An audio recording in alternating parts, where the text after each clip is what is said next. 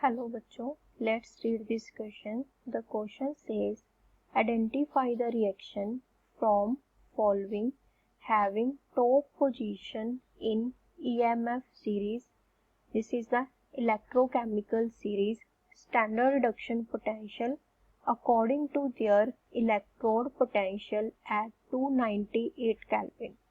अब हमारे पास इस क्वेश्चन में क्या पूछा गया है कि स्टैंडर्ड पोटेंशियल के अकॉर्डिंग इन चार ऑप्शन में से कौन सी मेटल है वो ईएमएफ सीरीज में टॉप में आएगी. सो हमारा इस क्वेश्चन का जो की कंसेप्ट है वो क्या है, इलेक्ट्रोकेमिकल सीरीज.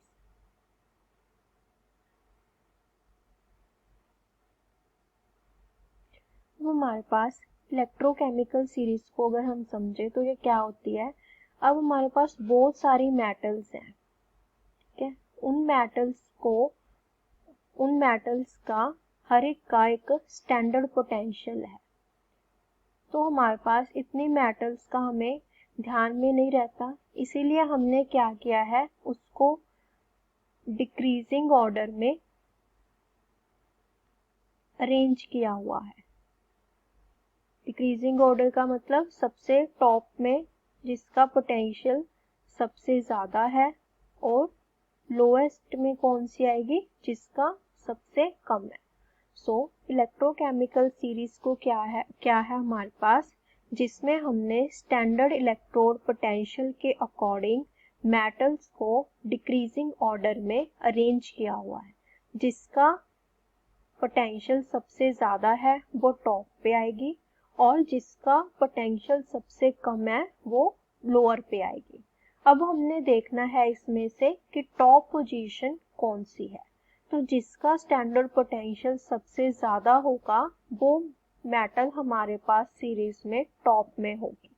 अब हम देखते हैं कि ऑप्शन ए में हमारे पास आयरन है. आयरन का जो हमारे पास स्टैंडर्ड पोटेंशियल होता है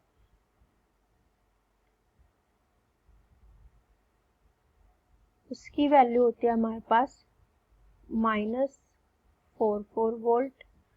हमारे पास गोल्ड की वैल्यू है वो क्या है 1.40 वोल्ट. पोटाशियम की ई नोट की वैल्यू हमारे पास क्या है -2.93 वोल्ट और मैग्नीशियम की ई नोट की वैल्यू हमारे पास क्या है -2.36 वोल्ट. अब हम इसे डिक्रीजिंग ऑर्डर में लगाएं तो सबसे पहले हम देखते हैं कि ओनली किसका पॉजिटिव में हमारे पास गोल्ड का. सो सबसे पहले कौन सा आएगा हमारे पास गोल्ड की. उसके बाद ई नोट किसका है हमारे पास सबसे 0.0 आयरन का. उसके बाद हमारे पास किसका है, क्योंकि ये वैल्यू माइनस में है इसलिए जो लोएस्ट वैल्यू है वो हाईएस्ट काउंट होगी. सो हमारे पास उसके बाद किसका है मैग्नीशियम का और देन हमारे पास किसका है पोटाशियम. अब हमारे पास सबसे टॉप में किसका है गोल्ड का. सो इस क्वेश्चन का आंसर हो गया option B. So option B is the correct answer. Hope you understand. Best of